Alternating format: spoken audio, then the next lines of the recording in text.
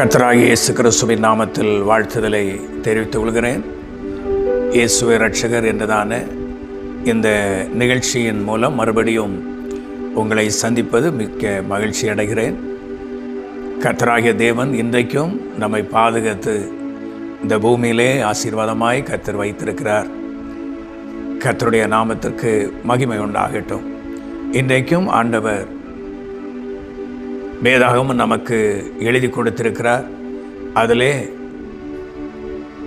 ஒரு வசனத்தை நாம் வாசித்து அதிலிருந்து நாம் ஆசீர்வதிக்கப்படுவோம். சங்கீதம் 34 சங்கீதம் 5 வசனத்திலே நாம் பார்க்கிறோம். அவர்கள் அவரை நோக்கி பார்த்து பிரகாசமடைந்தார்கள், அவர்கள் முகங்கள் வெட்கப்படவில்லை. எவ்வளோ அருமையான ஒரு தேவனுடைய வார்த்தை. கர்த்தருடைய வசனமெல்லாம் வாசிக்கும்போது நாம் கேட்கும் பொழுது நமக்கு ஒரு நம்பிக்கை உருவாகிறது, ஒரு நம்பிக்கை, ஒரு விசுவாசம் உருவாகிறது. பயங்களிலிருந்து நம்மை விடுதலையாக்குகிறது. தடுமாறுகிற சூழ்நிலையிலிருந்து நம்மை ஆற்றி தேற்றுகிறது கர்த்தருடைய வார்த்தை. சங்கீதம் 34:5 நாம் பார்க்கும்போது அவர்கள் அவரை நோக்கி பார்த்து பிரகாசமடைந்தார்கள், அவர்கள் முகங்கள் வெட்கப்படவில்லை என்று வேதத்திலே நாம் வாசிக்கிறோம்.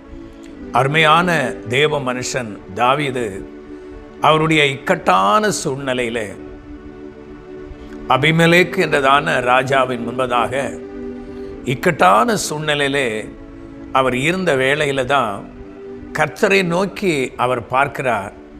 அந்த நெருக்கத்திலிருந்து, அந்த பயங்கரமான நெருக்கம், மரண போராட்டம், அந்த நெருக்கத்திலிருந்து கர்த்தர் அவரை விடுதலையாக்கினதை அனுபவமாய் அவர் எழுதி வைத்திருக்கிறார். இன்றைக்கும் அந்த வார்த்தைகள் நம்முடைய வாழ்க்கையிலே கிரியை செய்கிற தேவனுடைய வல்லமையான வார்த்தையாய் காணப்படுகிறது. எனக்கு அன்பந்த தேவ ஜனமே, அருமை சகோதரா சகோதரி, அருமை பிள்ளையே, இந்த வார்த்தையை கேட்கிறதான நீங்கள் ஒருவேளை இப்படிப்பட்டதான இக்கட்டில், நெருக்கமான சூழ்நிலையில் போராடி கொண்டிருக்கிறீர்களா? இந்த இக்கட்டிலிருந்து யார் என்னை விடுதலையாக்குவார்கள் என்று சொல்லி நீங்கள் தவித்து கொண்டிருக்கலாம். நீங்கள் வேதனைப்பட்டு இந்த நிகழ்ச்சியை பார்த்து கொண்டிருக்கலாம். கலங்காதீங்க, பயப்படாதீங்க. கர்த்தர் உங்கள் வாழ்க்கையில் ஒரு அற்புதத்தை செய்து உங்களை விடுதலையாக்க, அந்த நெருக்கத்திலிருந்து உங்களை விடுதலையாக்க கர்த்தர் விரும்புகிறார். ஒருவேளை நான் பல முயற்சிகளை எடுத்தேன், பல பிரயாசங்களை நான் எடுத்தேன், ஆனால் என்னுடைய வாழ்க்கையில் துக்கத்தின் மேலே துக்கம்தான், வேதனைக்கு மேலே வேதனை தான். ஒரு முடிவு உண்டா என்று சொல்லி இந்த நிகழ்ச்சியை ஒருவேளை பார்த்து கொண்டிருக்கலாம். நிச்சயமாய் முடிவு உண்டு, நிச்சயமாய் முடிவு உண்டு. ஆமேன். ஆகினால தான் அருமையான தேவ மனுஷன் நமக்கு எழுதி வைத்திருக்கிறார் பரிசுத்த ஆவியானவர் மூலம். அவர்கள் அவரை நோக்கி பார்த்தார்கள், பிரகாசமடைந்தார்கள், அவர்கள் முகங்கள் வெட்கப்படவில்லை. எனக்கு அன்பார்ந்த தேவ ஜனமே, வாழ்க்கையில், உலக வாழ்க்கையில் அது சாதனமானது அல்ல. உலக வாழ்க்கை அது சாதனமானது அல்ல. எப்பக்கத்திலும் ஒரு போராட்டங்களை உணர முடிகிறது அல்லவா? எப்பக்கத்திலும் நெருக்கம்.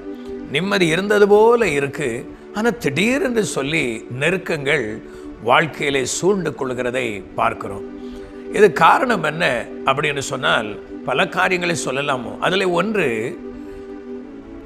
இந்த பிரச்சனையின் நடுவில் நம்மை விடுவிக்கிற ஒரு தேவன் இருக்கிறார் என்ற ஒரு உணர்வு மனுகுலத்திற்கு, மனுஷனுக்கு வந்துட்டா நிச்சயமாய் அவைகளிலிருந்து நாம் விடுதலை பெற்றுக்கொள்ள முடியும். நெருக்கத்திலிருந்து, பிரச்சனையிலிருந்து விடுதலை அடைய மனுஷன் முயற்சி எடுக்கிறான். எடுத்து தோல்வி அடைந்து தங்கள் வாழ்க்கையை முடித்து கொள்கிறதை இன்றைக்கு பார்க்கிறோம். ஆனால் இந்த பிரச்சனையின் மத்தியில் ஒரு விடுதலை தருகிற ஒரு தேவாதி தேவன் இருக்கிறார் என்பதை அந்த நெருக்கம் நமக்கு காண்பிக்கிறது. இதை உணராமல் தான் இன்றைக்கு மனுகுலம் ஓடிக்கொண்டிருக்கிறதை நாம் பார்க்கிறோம். உங்களுக்கு ஒரு நற்செய்தியை சொல்லுகிறேன். உங்களை நேசிக்கிற ஒரு இயேசு கிறிஸ்து ஒருவர் இருக்கிறார். உங்களை நேசிக்கிற, உங்கள் நெருக்கத்திலிருந்து விடுதலையாக்குகிற ஒரு தேவனாகிய கர்த்தர் இன்றைக்கும் அவர் ஜீவனோடு கூட இருக்கிறார். வேதவசனம் சொல்லுகிறது, மரித்தேன், ஆனாலும் இதோ சதாகாலங்களிலும் நான் உயிரோடு இருக்கிறேன் என்று வாக்கு பண்ணியிருக்கிறார். ஆமென். அந்த வாக்குகள் உங்களுக்காக, இந்த செய்தியை பார்த்து கொண்டிருக்கிற கேட்டுக்கொண்டிருக்கிற உங்களுக்காக தான் அந்த வார்த்தை ஆண்டவர் எழுதி வைத்திருக்கிறார். அது வெறுமனே எழுதி வைத்ததல்ல. எல்லா புஸ்தகங்களைப் போல எழுத்தாய் நீங்கள் நினைத்தால் அது எழுத்து தான். அது எழுத்து மாத்திரமல்ல, அதில் ஜீவன் இருக்கிறது. அந்த வார்த்தை நம்மோடு கூட பேசும். அந்த வார்த்தை நம்முடைய நெருக்கங்களிலிருந்து விடுதலையாக்கும். ஹல்லேலூயா. அது ஜீவனுள்ள வார்த்தை. ஆண்டவருக்கு ஸ்தோத்திரம் உண்டாகட்டும். பாருங்க, சிறு வயதிலே படித்த பாடங்கள், புக்குகள், எழுதி படித்த நோட்டு புக்குகள் இப்போ வைத்திருக்கிறீங்களா? எத்தனை ஆண்டுகளாய் இந்த வேதாகமம் பாதுகாக்கப்படுகிறது? பல நூற்றுக்கணக்கான ஆண்டுகளாய், ஆயிரமான ஆண்டுகளாய் இந்த வேதாகமம் பாதுகாக்கப்படுகிறது. இது மனுஷனால் பாதுகாக்கப்படுக முடியாது. தேவாதி தேவன்தான் பாதுகாத்து மனுகுலத்திற்கு கிருபையாய் வாழ கர்த்தர் நமக்கு கொடுத்திருக்கிறார். கர்த்தருடைய நாமத்திற்கு மகிமை உண்டாகட்டும். அதில் தான் அந்த வசனம் சொல்லுது, நம்ம முகங்கள், மனுகுலத்தின் முகங்கள், சபையின் முகம் வெட்கப்படுவதே இல்லை. கர்த்தருடைய நாமத்திற்கு மகிமை உண்டாகட்டும். தேவஜனமே, வேதத்தில் கர்த்தராகிய தேவனை யார் எல்லாம் நோக்கி பார்த்தார்களோ ஒருவர் கூட வெட்கப்பட்டு போனது இல்லை. குறிப்பாக இந்த சங்கீதம் 34:5 எழுதி வைத்த அந்த தேவ மனுஷன் அவருடைய நெருக்கத்திலிருந்து கர்த்தர் விடுதலையாக்கி விட்டார். அவருடைய பிரச்சனையிலிருந்து விடுதலையாக்கி விட்டார். மரண போராட்டம், வேற வழியே இல்லை.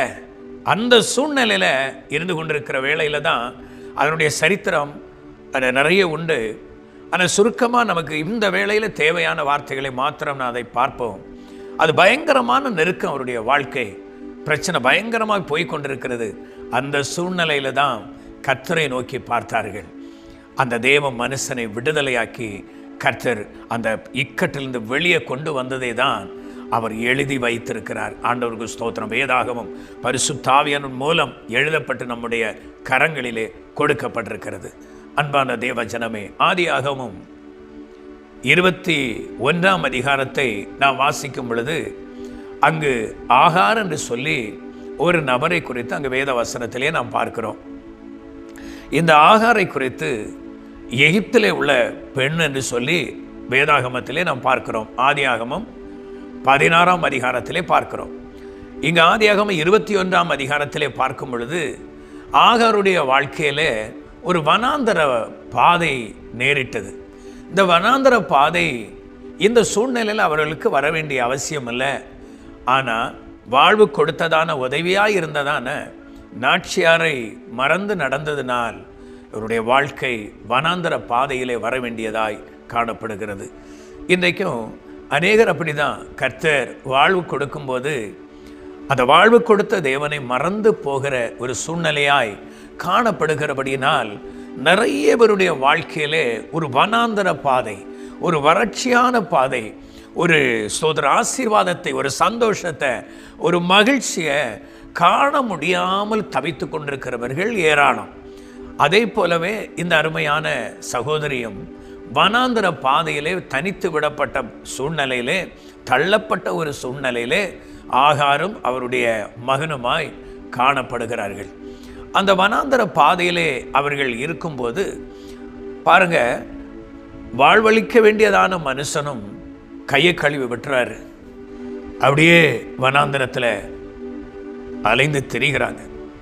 கொண்டு வந்த தண்ணீர் தீர்ந்துட்டு அப்போ கொஞ்சம்தான் காணும். வேதனை, தாங்க முடியாத வேதனை. இப்படி ஒரு வாழ்க்கை ஆயிட்டு, இனி எனக்கு எங்கே போனால் விடுதலை, இனி என்னால் எங்கே போக முடியும் என்று சொல்லி தடுமாறி கொண்டிருக்கிற அந்த சூழ்நிலையில் தான் தண்ணீரும் தீர்ந்து விட்டது. பிள்ளை தண்ணிக்காக அழுது, இஸ்மவேல் தண்ணிக்காக அழுது கொண்டிருக்கிறான். தண்ணி தாகத்தினால் அந்த தாகம் எடுத்தவர்களுக்கு தான் தெரியும். அந்த சூழ்நிலை ஊடாக கடந்து போகும்போது தான் தெரியும். ஒரு 10 நாள் தண்ணீர் இல்லாமல் இருந்து பார்க்கும்போது தான் தெரியும் என்ன விதத்தில் வேதனைப்படுகிறோம் என்று. ஆனால் தண்ணி தீர்ந்து காலி ஆயிற்று. எத்தனை நாள் தண்ணி இல்லாமல் வனாந்தரத்தில் நடந்தாங்களோ தெரியாது. ஆனால் அந்த சூழ்நிலையில் தண்ணீர் தாகத்தினால பிள்ளை துடிக்குது. சாகிற கண்டிஷனில் பிள்ளை இருந்து கொண்டிருக்கும்போது அம்பு பாயும் தூரத்திற்கு ஒரு செடியின் கீழே தன்னுடைய பிள்ளையை விட்டு விட்டு தூரம் போய் இவர்கள் அழுது கொண்டே இருக்கிறார்கள். பிள்ளை கதறுது. நான் நினைக்கிறேன், ஒருவேளை அம்மா அந்த செடிக்கு பக்கத்தில் பிள்ளையை விட்டு விட்டு தூரம் போகும்போது பிள்ளை எழும்பி ஓட முடியாத சூழ்நிலையில் காணப்படலை. ஏன்? தண்ணி தாகம், நடக்க முடியலை பிள்ளைக்கு. அப்படி தான் தோணுது. ஏன்னா பிள்ளைங்களை கொண்டு விட்டு அது ஓடிடுமே, அம்மாவுக்கு பக்கத்தில் ஓடிடுமே, ஓடலை, அங்கே தூரம் தான் நிற்குது அப்படின்னு நடக்க முடியலை. பிள்ளை சாகிறத நான் பார்க்க மாட்டேன், அந்த லாஸ்ட் கண்டிஷன் அதுதான். ஆனால் வேத வசனம் சொல்லுகிறது, பிள்ளையினுடைய அழுகுரலை கர்த்தர் கேட்டார். பிள்ளையினுடைய அழுகுரலை கர்த்தர் கேட்டார். இந்த பிள்ளை ஆபிரகாமனுடைய மகனாய் காணப்படுகிறார். எனக்கு அன்பார்ந்த தேவஜனமே, இந்த வார்த்தைகளை கேட்டுக்கொண்டிருக்கிற உங்கள் வாழ்க்கையும், அருமை மகனே, மகளே, சகோதரா, சகோதரி, தாய், தகப்பனே, ஒருவேளை இப்படிப்பட்ட வாழ்க்கையில், இப்படிப்பட்ட சூழ்நிலையில் உங்கள் வாழ்க்கை ஓடிக்கொண்டிருக்கிறதா? இப்படிப்பட்ட பாதையில் நீங்கள் போய்கொண்டிருக்கிறீங்களா? இனி மரணம்தான், அவ்வளோதான், அடுத்த ஸ்டெப்பு போக முடியாது, அடுத்த ஸ்டெப்பு என்னால் நடக்க முடியாது, இன்றைக்கி எனக்கு அவ்வளவுதான் அப்படின்னு நினைக்கிறீங்களா? பயப்படாதீங்க. அந்த சூழ்நிலையிலிருந்து விடுவிக்க இயேசு கிறிஸ்து போதுமானவர். நான் பிரசங்கிக்கிற இயேசு போதுமானவர். எந்த இக்கட்டிலிருந்தும், எப்படிப்பட்ட பிசாசின் போராட்டத்திலிருந்தும் விடுவிக்க அவர் வல்லமையுள்ள தேவனாய் காணப்படுகிறார். ஆண்டவருக்கு ஸ்தோத்திரம் உண்டாகட்டும். வேலை இல்லாத ஒரு வனாந்தரமா, தேவைகள் சந்திக்கப்படாத ஒரு சூழ்நிலையில் மனம் கலங்கி நீங்கள் நிற்கிறீங்களா? இல்லை வியாதியினால் தாக்கப்பட்ட சூழ்நிலையில், வாழ்க்கையே வனாந்தரமான சூழ்நிலையில் ரூமில் அடைப்பட்டு இருக்கிறீங்களா? இல்லை ஆஸ்பத்திரியில் படுக்கையில் இருந்து கொண்டு வேதனைப்பட்டு கொண்டிருக்கிறீங்களா? வனாந்தர பாதையா? பயப்படாதீங்க. இந்த இயேசுவை விசுவாசித்தால் நிச்சயமாகவே உங்கள் வனாந்தரம் மாறும். ஆனால் தூரத்தில் இருந்து ஆகார் அழுது கொண்டிருக்கிறாங்க. அதை உன்னிப்பாய் நாம் கவனிக்கும் பொழுது, ஆகார் ஆபிரகாமுக்கு மனைவியாய் கொடுக்கப்பட்டவள். கண்டிப்பாக ஆபிரகாம் பலி செலுத்துவதையும், கர்த்தரை சேவிக்கிறதையும், தொழுது கொள்ளுகிறதையும் கண்டிப்பாக ஆகார் பார்த்திருக்க வாய்ப்புகள் நிறைய இருக்கு. ஆகையினால இவர்கள் தூரம் இருந்து அழுது கொண்டிருந்தாலும், தன்னுடைய வாழ்க்கையை குறித்து, சூழ்நிலை குறித்து அவர்கள் யோசித்து கொண்டு அழுது கொண்டு இருந்தாலும், உள்ளத்தில் இவன் ஒரு அற்புதம் செய்ய முடியாதா? முடியுமே. ஏன்னா ஆபிரகாமுக்கு மனைவியாக இருந்தவங்க பல காரியங்கள் அவங்க கண்டிருப்பாங்க. ஒருவேளை அப்படிப்பட்ட எண்ணம் அவர்களுக்கு தோன்றலாம். ஆனால் வேத வசனம் ஆகாருடைய அழுகுரலை கேட்டார் என்று வேதம் பரிசுத்தாவியானவர் நமக்கு அங்கு குறிப்பிடவில்லை. பிள்ளையினுடைய அழுகுரலை கர்த்தர் கேட்டார். உங்கள் அழுகுரல் நிச்சயமாய் கேட்கப்படும். அது ஜெப விண்ணப்பமாய் கர்த்தர் ஏற்றுக்கொண்டு கர்த்தர் பதில் கொடுக்கிறதை நாம் வேதாகமத்திலே நாம் பார்க்க முடியும். ஆதியாகமம் 21ஆம் அதிகாரத்திலே நாம் பார்க்க முடியும். எனக்கு அன்பான தேவ ஜனமே, அடுத்து நீங்கள் கீழே வாசிக்கும் போது சொல்லப்பட்டிருக்கு, ஆகாருடைய கண்களை கர்த்தர் திறந்தார். ஆகாருடைய கண்களை கர்த்தர் திறந்தார், தண்ணீர் துறவை பார்த்தாங்க. இன்றைக்கும் எந்த ஆசீர்வாதம் இல்லையேன்னு சொல்லி உள்ளம் உடைந்து சுக்குநூறாய் உடைக்கப்பட்ட லெவலில் இந்த வார்த்தைகளை கேட்டுக்கொண்டிருக்கிறீர்களா? பயப்படாதீங்க. ஒருவேளை இயேசுவை அறியாமல் இந்த செய்திகளை கேட்குறீங்களா? இயேசுவை அறிந்தும் ஒருவேளை இயேசுவை நான் சேவிக்கலையே, நான் அந்நியனாக இருக்கிறேனே, இந்த தெய்வம் எனக்கு ஒரு அற்புதம் செய்ய மாட்டாரா? என் அழுகுறலுக்கு ஒரு பதில் வராதா? எனக்கு ஒரு ஆசீர்வாதம் கிடைக்காதா என்று சொல்லி இந்த நிகழ்ச்சிகளை பார்த்து கொண்டிருக்கலாம். இன்றைக்கு ஆண்டவர் ஒரு அற்புதத்தை செய்ய கர்த்தர் விரும்புகிறார். இன்றைக்கு உங்கள் வாழ்க்கையில் ஒரு அற்புதம் நடக்கும். இன்றைக்கு மகனே, மகளே, உங்கள் வாழ்க்கையில் ஒரு அற்புதத்தை கர்த்தர் செய்ய போகிறார். அருமை சகோதரா, சகோதரி, உங்கள் வாழ்க்கையிலே கர்த்தர் ஒரு அற்புதத்தை செய்ய போகிறார். உங்கள் குடும்பத்தில் நடக்கும் அந்த அற்புதங்கள், உங்கள் தொழிலில் நடக்கும் ஒரு அற்புதம், உங்கள் ஸ்தோத்திரம், ஆமென், வாழ்க்கையில் வேலை செய்கிற இடத்துல ஒரு அற்புதம் நடக்கும். ஆமென். அந்த இக்கட்டிலிருந்து நீங்கள் விடுவிக்கப்படுவீங்க. கர்த்தருடைய நாமத்திற்கு மகிமை உண்டாகட்டும். வேதவசனம் சொல்லுகிறது, அவர்கள் அவரை நோக்கி பார்த்து பிரகாசம் அடைந்தார்கள், அவர்கள் முகங்கள் வெட்கப்படவில்லை. உங்கள் முகம் வெட்கப்படாது. உங்களை சந்தோஷப்படுத்ததான் கல்வாரி சிலுவையிலே தன்னையே ஜீவ பலியாய் ஒப்பு கொடுத்த இயேசு இன்றைக்கும் உங்களுக்கு அர்ப்பணம் செய்து உங்கள் நெருக்கத்தை மாற்றி உங்கள் முகத்தை பிரகாசிக்க பண்ண அவராலே முடியும். ஹல்லேலூயா. இயேசுவை நம்பீர்களா? நம்பி அவரிடத்தில் ஜெபிப்பீர்களா? நாம் ஜெபிப்போம். அன்பின் ஆண்டவரே, இந்த அருமையான வேளையிலும் உம்முடைய சமூகத்தில் வருகிறோம் ஆண்டவரே. இந்த செய்தியை பார்த்து கொண்டு கேட்டுக்கொண்டு இருந்து இப்போது என்னோடு கூட ஜெபிக்கிற இந்த அன்பு குடும்பத்துக்காக ஸ்தோத்திரம். இந்த நபருக்காக ஸ்தோத்திரம். இந்த அருமை மகனுக்காக மகளுக்காக ஸ்தோத்திரம். இந்த பிள்ளைகளுக்காக ஸ்தோத்திரம். இந்த சகோதரனுக்காக சகோதரிக்காக பெற்றோருக்காக ஸ்தோத்திரம். அப்பா, இவர்கள் வாழ்க்கையில் இருக்கிற கசப்புகள் மாறட்டும், நெருக்கங்கள் மாறட்டும், வேதனைகள் மாறட்டும், வனாந்தரங்கள் இயேசுவின் நாமத்தில் மாறட்டும், பிசாசின் தாக்குதல்கள் இயேசுவின் நாமத்தில் மாறி இவர்கள் விடுவிக்கப்படுவார்களாக. கர்த்தர்களை ஆசீர்வதியும், ஒரு முகத்தை பிரகாசிக்க பண்ணுங்க. தேவ கரத்திலே ஒப்பு கொடுக்கிறோம். ஜெபத்தை கேட்டதற்காய் கோடாகோடி ஸ்தோத்திரம். பதிலை தந்ததற்காய் நன்றி. தாவீதுடைய முகத்தை பிரகாசிக்க வைத்த கர்த்தர் இவர்களையும் பிரகாசிக்க வையும். இந்த குடும்பங்கள் பிரகாசிக்கட்டும். இருளின் தாக்குதல்கள் மாறுவதாக ஒரு பரிபூர்ண விடுதலை உண்டாகட்டும்.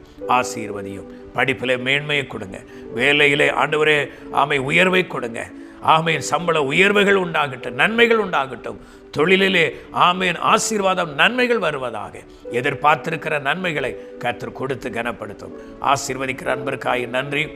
இரட்சகராகிய இயேசு கிறிஸ்துவின் நாமத்தில் ஜெபிக்கிறோம் ஜீவனுள்ள நல்ல பிதாவே. ஆமென், ஆமென், ஆமென். கர்த்தர் தாமே உங்களை ஆசீர்வதிப்பாராக. இன்னும் ஒரு நிகழ்ச்சியிலே, இயேசு இரட்சகர் என்ற நிகழ்ச்சியிலே சந்திக்கும் வரையிலும் ஆண்டவராகிய இயேசு கிறிஸ்து தாமே உங்களை ஆசீர்வதித்து பாதுகாப்பாராக. ஆமென், ஆமென், ஆமென். நீங்கள் பெற்றுக்கொண்ட ஆசீர்வாதங்களை எங்களுக்கு தெரியப்படுத்த மறவாதிருங்கள்.